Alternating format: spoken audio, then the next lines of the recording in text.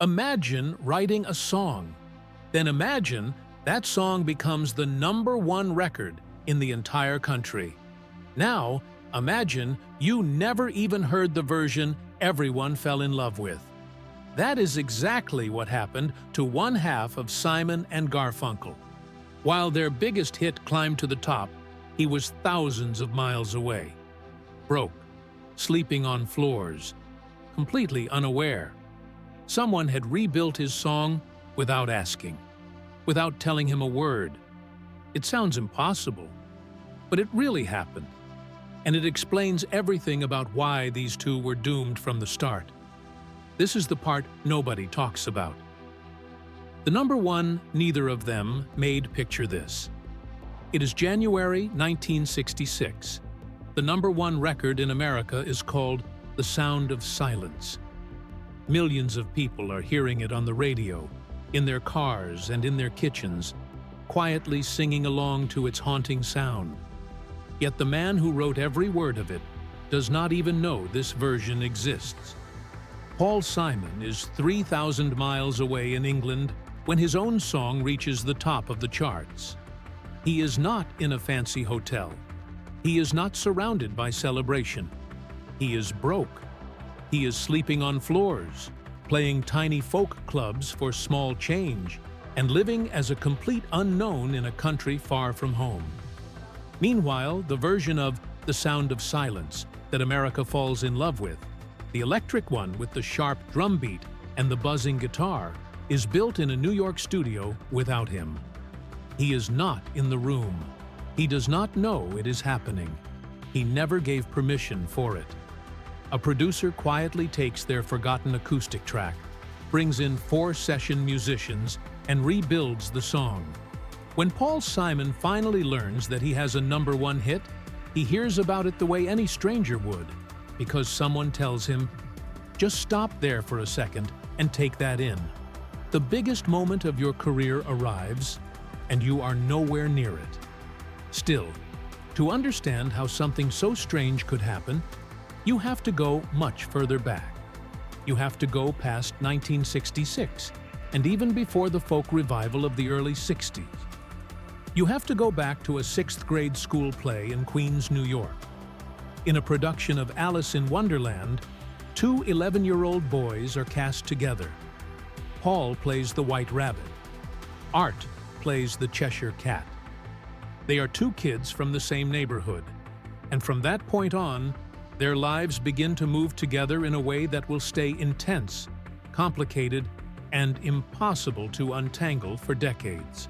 Long before Simon and Garfunkel became a name people knew, long before the acoustic guitars, the neat clothes, and the Grammy Awards, there was Tom and Jerry. That was the first version of them. 2 16-year-olds wrote a song together, pressed it onto vinyl, and somehow scored a national hit in 1957. They appeared on American Bandstand, they shook hands with Dick Clark, they stood under bright lights and got their first real taste of fame while they were still in high school. Yet even in the middle of that first success, something happened that left a mark. One of them secretly betrayed the other. Most people know the famous parts of the Simon and Garfunkel story. They know the Grammys, the Central Park concert, and Bridge Over Troubled Water. What many people do not know is that the crack which eventually tore them apart was there from the very beginning. It was already forming in their first year together, before either of them had even become an adult. So this is not really the story of a perfect partnership that slowly broke down. It is the story of a damaged partnership that still managed to create something extraordinary. And it begins in Forest Hills, Queens. 2 voices from Forest Hills, Queens in the early 1950s was not glamorous. It was a place where working families stayed busy, where the subway carried people through their days, and where kids grew up listening to whatever came through the radio. Doo-wop filled the air. The Everly Brothers were everywhere. Rock and roll was beginning to rumble into people's lives. In this middle-class corner of Forest Hills, 2 Jewish boys from 2 Jewish families lived on the same block, went to the same schools, and slowly found their way toward each other. Paul Simon and Art Garfunkel first came together around 1953, when they were both students at Parsons Junior High School in Queens. They loved the same music. They loved the same harmonies. They listened to the same Everly Brothers records. And when they started singing together, something clicked right away. It was more than just sounding good. It felt unusual. Their voices fit each other in a way that was hard to explain. They would stand face to face while rehearsing, watching each other's mouths, blending so closely that it became hard to tell where one voice stopped and the other began. Even then, their roles were already taking shape. Paul was the one with the guitar. He was the one sitting in his room, bent over a notebook, always writing songs. Art was the one with the voice, a high, clear tenor that gave melodies a floating kind of beauty. Paul brought the songs. Art gave them lift. They were two very different kinds of talent, living just a few streets apart and taking the same subway line to Forest Hills High School each morning. By 1957, they had gone further. They started calling themselves Tom and Jerry. Part of that choice came from the fact that Simon and Garfunkel sounded too Jewish for pop radio in that era, and record labels were blunt about things like that. Paul became Jerry Landis. Art became Tom Graff, a name that came from his habit of literally graphing the rise and fall of hit songs on the Billboard charts. If you know anything about Art Garfunkel, that detail tells you a lot about him. Their single, Hey Schoolgirl, came together almost by accident, though in a very lucky way. They had spent a summer apart, and during that time both of them had been trying to remember an Everly Brothers song they loved. When they came back together and tried to piece it back from memory, they realized they were getting parts of it wrong. Yet in getting it wrong, they were creating something new. That mistake became Hey Schoolgirl. The song sold somewhere between 100,000 and 150,000 copies. It reached number 49 on the Billboard chart and landed them on national television beside Jerry Lee Lewis. They were only 16 years old, and at that age, it felt perfectly natural to believe this was just the beginning. The secret record. This is where things begin to feel painful, because in the middle of that first wave of success, before the excitement had even settled, and before the glow of their American Bandstand appearance had faded, Paul Simon did something that Art Garfunkel would never fully forget. Without telling Art a word, Paul quietly signed a separate deal with the same record label and recorded a solo single. He used a made-up name, True Taylor. The song was called True or False. He wrote it with his father, and the sound leaned toward a Buddy Holly style. What mattered most, though, was how he handled it. He kept the whole thing secret. Art did not hear it from Paul. He found out from someone else. For Art Garfunkel, this was not some small misunderstanding. It cut much deeper than that.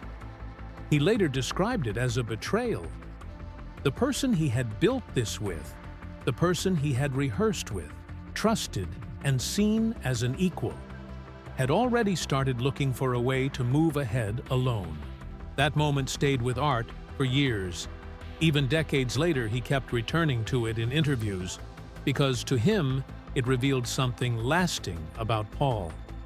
It showed him that Paul would always place himself first when it mattered. At the same time, Paul was only 16. He was a teenager caught in the thrill of attention from a record label, probably without fully thinking through what secrecy would do to trust. And in practical terms, the single meant almost nothing. Nobody bought it. It disappeared. Yet the effect on the relationship was much bigger than the effect on the music world. What really stayed behind was the pattern. Paul became the one making moves. Art became the one hearing about them afterward. That arrangement did not disappear. It remained there in one form or another for the rest of their lives. After that, they drifted apart. Paul went to Queens College to study English literature. Art went to Columbia University to study architecture. For a while, it truly looked as though Tom and Jerry had come to an end. The hit had faded. The label had moved on. They were college students now, each trying to figure out who he wanted to become. Yet the hurt remained between them, quiet and unresolved, like something small lodged under the skin. Even so, they could never stay apart for long. Something about what they had built together kept drawing them back. More than anything else, it was the sound. Those two voices still did something special when they met. So even though one chapter seemed closed, another was waiting. And strangely enough, the next part of their story would begin with a failure so complete that it pushed one of them across the ocean. The flop that sent him to England. By the early 1960s, the music world had changed. The teen pop era, the one that gave life to Tom and Jerry, Hey Schoolgirl, neat outfits, and TV appearances, was fading. In its place came something more serious. Bob Dylan was singing in Greenwich Village coffee houses and writing about subjects that felt urgent. Joan Baez was appearing on the cover of Time magazine. The folk revival was rising, and young musicians with something deeper to say were being pulled toward it. Paul and Art were carried back together by that same current. They let go of the Tom and Jerry image, dropped the fake names, and reintroduced themselves as a serious acoustic folk duo using their real names. Simon and Garfunkel. Paul's voice. Art's voice. Two guitars, songs with inward-looking words, and a literary feel that Paul had been shaping on his own during their time apart. Together, they sounded thoughtful, refined, and unlike most of the other acts around them. Columbia Records signed them. Then in October 1964, they released their first album, Wednesday Morning, 3 a.m. It was completely acoustic, clean in sound and quiet in tone, full of songs about loneliness, distance, and the soft sadness of modern life. Near the end of side one sat a modest track about darkness and silence in the modern world. Paul had written it in his bathroom with the lights off, feeling his way toward the melody in the dark. He called it The Sound of Silence. The album sold almost nothing. In its first week, it moved about 3,000 copies. For a major Columbia Records release, that was disastrous. The label stopped paying attention. The duo broke apart once again. Paul Simon, now looking at a failed album and no clear future, made a decision that would change everything. He left America. He got on a plane and flew to England. The folk scene there was alive, busy, and welcoming in a way America no longer felt. In England, nobody knew him, and nobody cared about his failed Columbia album. He played small folk clubs for whatever change people could spare. He lived cheaply. He kept going. While he was there, he released a solo album called The Paul Simon Songbook, stepping out on his own again while Art remained in New York and finished his degree at Columbia. So once more, the two men who had begun as a pair were divided, this time by an ocean. As far as either of them knew, Simon and Garfunkel was finished. The album was dead. The duo was scattered. One of them was far from home with no real reason to return. The hit built behind their backs. Now the story reaches its strangest turn. While Paul Simon is in England playing folk clubs and Art Garfunkel is still in New York, something is happening back at Columbia Records. Neither of them knows anything about it. Tom Wilson, the producer who had worked on their first album and who had also produced Bob Dylan's Like a Rolling Stone, was listening again to the recordings from Wednesday Morning, 3 a.m.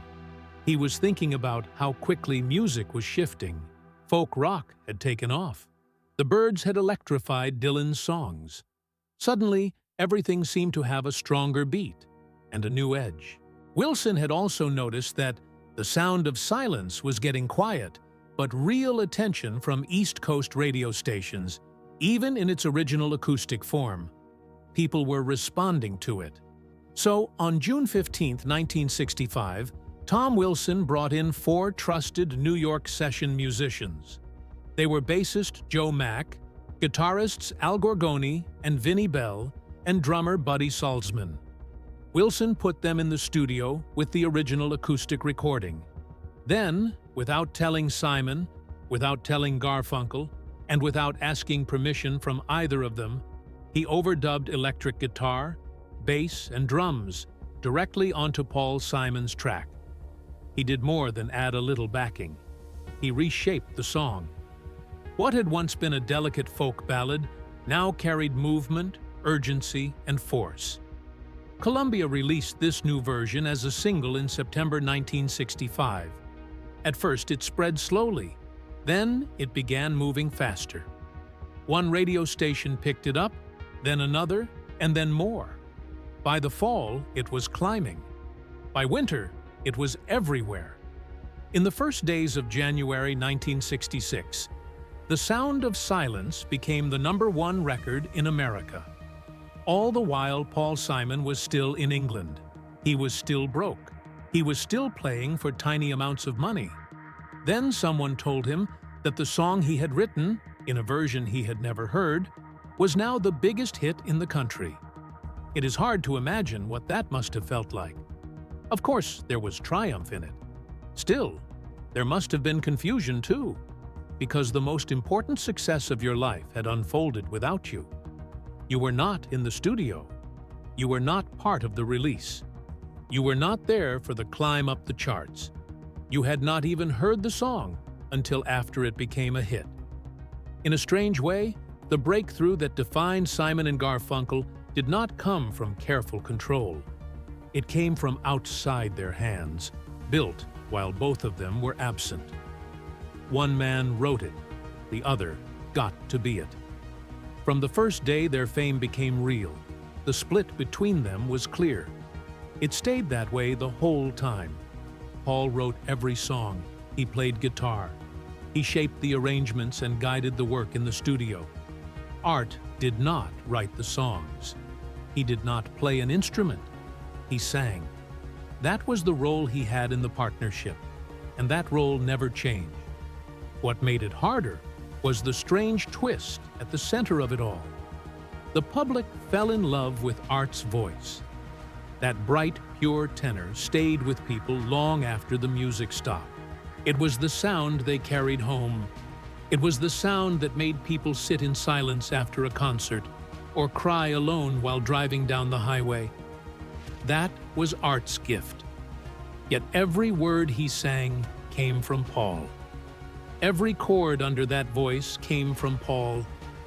Every feeling inside those songs began with Paul Simon, alone in a room, working over lines, melodies, and structures for hours. Then Art stepped in and gave them a voice people could never forget. Over time, that kind of arrangement could wear on anyone. Night after night, Paul stood as the maker of the work, while Art stood where the audience could see him and feel him. The cheers were for songs Paul had written. The emotion in the room came from words Paul had built in private. But when the crowd looked up, the face they held onto was Art's. Art Garfunkel later summed it up in a line from his memoir. Paul won the writer's royalties. I got the girls. He said it lightly, though the feeling underneath it carried far more weight. As the hits kept coming, the imbalance only became more obvious. Homeward Bound, I Am a Rock, Scarborough Fair, A Hazy Shade of Winter. Paul Simon wrote them all. Then Art Garfunkel's voice carried them into the lives of millions. From the outside, the duo looked perfectly matched. Two names shared the spotlight. Two faces stood on the album covers. It looked even. It felt complete. Yet the truth underneath it had always been more complicated. One of them created the songs. The other gave them their glow. At the same time, Each of them held something the other could not supply. Paul had a strong and expressive voice, but it was not the voice that stopped people the second it came over the radio. Art had that rare vocal gift. Though he could not write the songs, play the guitar, or build a song from the ground up in a way that made strangers feel seen late at night, so they depended on each other in the deepest possible way. That dependence tied them together, and it also fed the tension between them. Each man lived with the fact that the other possessed a gift he himself could never fully reach. They shared one name, one act, one legacy in the making, yet the line between them was never simple: sainthood and the cracks underneath. In 1967, director Mike Nichols was making a film called The Graduate. It followed a young man drifting through the polished emptiness of suburban American life, and Nichols already knew what kind of music belonged inside that world. He wanted Simon and Garfunkel. More than that, he wanted a new song connected to Mrs. Robinson, the film's central figure of desire, confusion, and quiet sadness. Paul Simon had the beginning of an idea, only half formed. Nichols needed a finished song. What came out of that pressure was Mrs. Robinson. In the summer of 1968, it reached #1. Then, at the 1969 Grammy Awards, it won Record of the Year and became the first rock song ever to take that prize. The album that carried it, Bookends, pushed Simon and Garfunkel to the highest level of critical praise in American pop. Their faces were everywhere. They were on magazine covers. They filled concert halls. Their photos ended up on the walls of dorm rooms across the country. By then, they were seen as the voice of a generation, the thoughtful and literary answer to everything louder and more chaotic happening in late 60s music. They gave the counterculture a sound that felt reflective and sharp. During 1967 and 1968, Simon and Garfunkel looked almost untouchable. Still, behind that smooth and graceful image, the recording sessions were getting slower and more difficult. With each album, the process became more tense. Paul was deeply exacting in the studio. He could spend days turning over a single word. He could pull apart an arrangement and build it all over again because one detail bothered him. He guided everything because the songs were his, the guitar work was his, and the larger vision was his as well.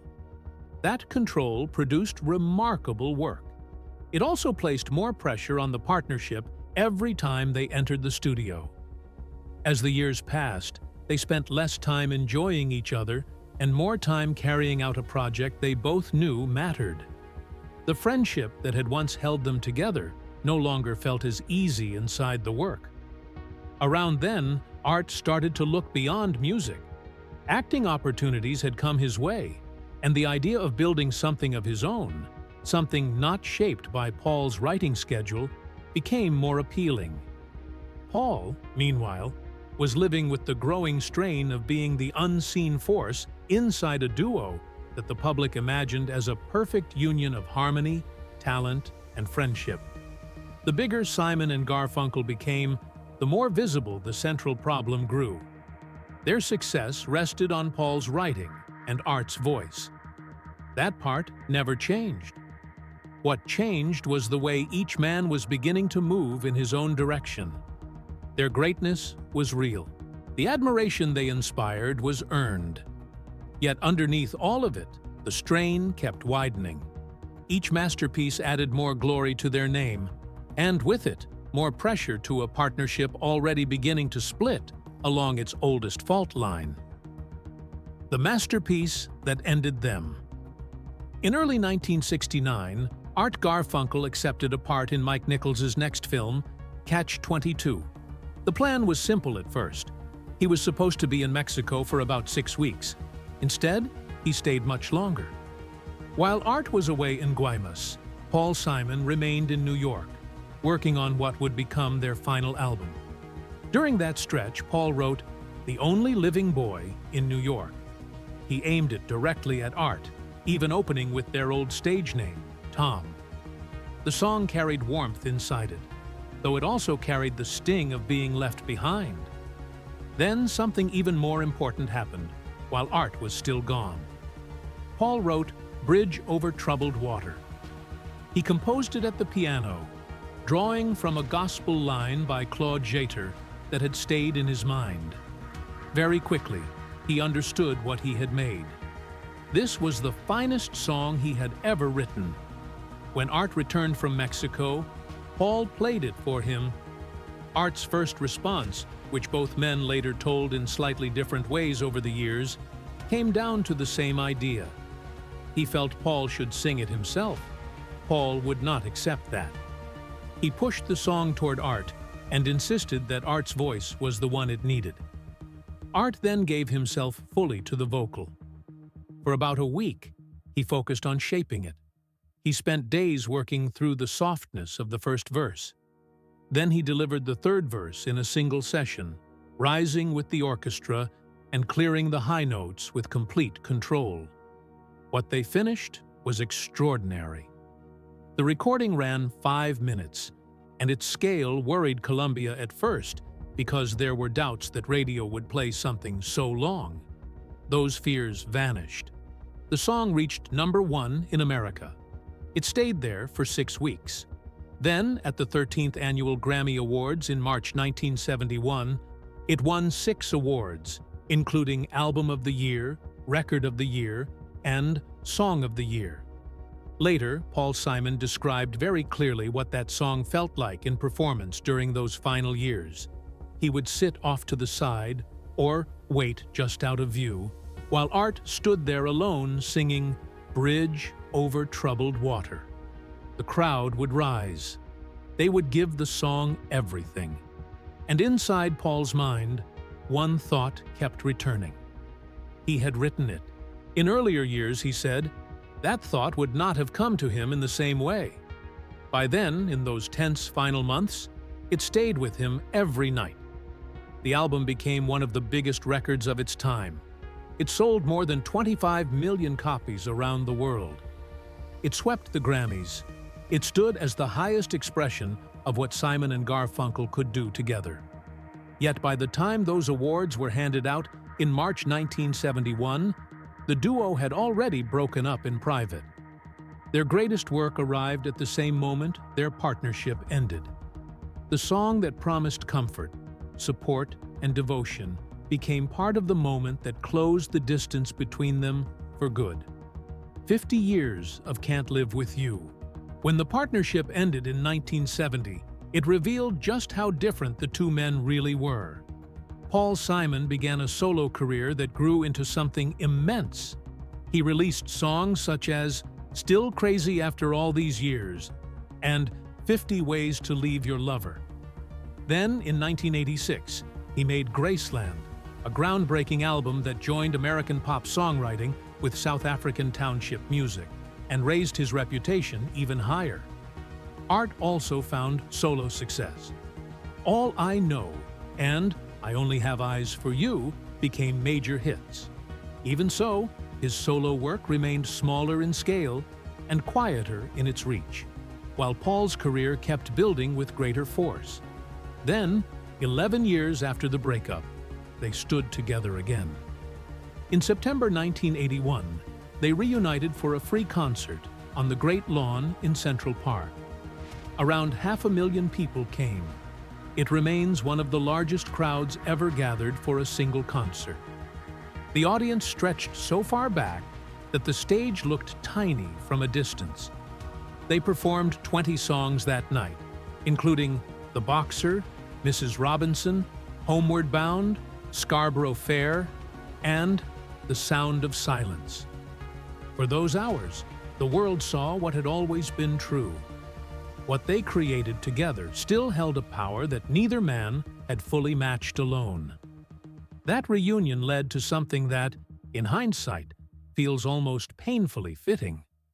The concert turned into a tour, and the tour opened the door to a new studio album by Simon and Garfunkel.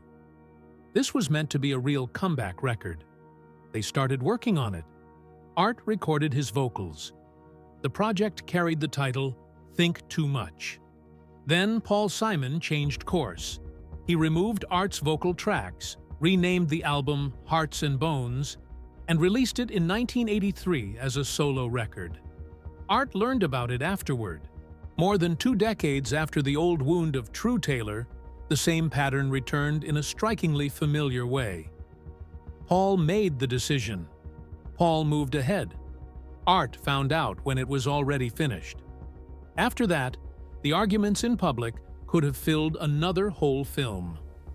Art at times suggested that Paul's need for control may have been tied to the experience of standing as a shorter man beside someone much taller. He hinted that some part of Paul's drive came from physical insecurity. Paul usually answered with more restraint, though the tension was plain enough and the press made full use of it. Still, despite all that, they kept finding their way back to each other. They reunited for their 1990 induction into the Rock and Roll Hall of Fame, with James Taylor doing the honors. They came together again for the Old Friends Tour in 2003 and 2004. There were more appearances after that as well. Each reunion seemed to move through the same stages. There was warmth. There was real music. There was a sense, for a while, that perhaps time had softened things. Then the old pull returned and carried them apart once more. At the Rock and Roll Hall of Fame ceremony, Paul stepped to the microphone with a small smile and said, "We can join those other happy couples, Ike and Tina, the Everly Brothers, Mick and Keith." People laughed. They also understood him immediately. The line worked because it was true in a way everyone could feel. Why they were doomed from the beginning of their success. The problem was never a lack of talent. It was never a lack of care. The industry around them did not create the deepest issue either. The real trouble lived inside the very structure of what made them extraordinary. One man wrote the beauty. The other stood inside it and gave it a living voice. No level of fame could ever fully settle that imbalance. No award could smooth it out. No giant reunion could erase it. Their first hit had already carried the shape of the whole story. At 16, they wrote Hey Schoolgirl together. It became a national hit. They appeared on American Bandstand. Then, within weeks, Paul was in a studio recording a solo single that he had not mentioned to Art. The pattern had begun before fame truly arrived, before either of them understood what that pattern might cost. That is what makes the story so painful. They were still boys. They had no way to see how early habits could harden into lifelong wounds. Yet that is exactly what happened. The shape set itself early, and from there, it followed them forward. Then their breakthrough deepened everything. The Sound of Silence became a hit without their knowledge or approval. That moment taught them something powerful and unsettling. Even their greatest triumphs could arrive in ways that left them feeling distant from their own success. The song that defined their career had been reshaped by someone else in a room where neither of them was present. It was built on Paul's writing, though the larger moment did not belong fully to either of them. From that point on, there was always a slight instability underneath the success, a feeling that part of the story stood just outside their own hands.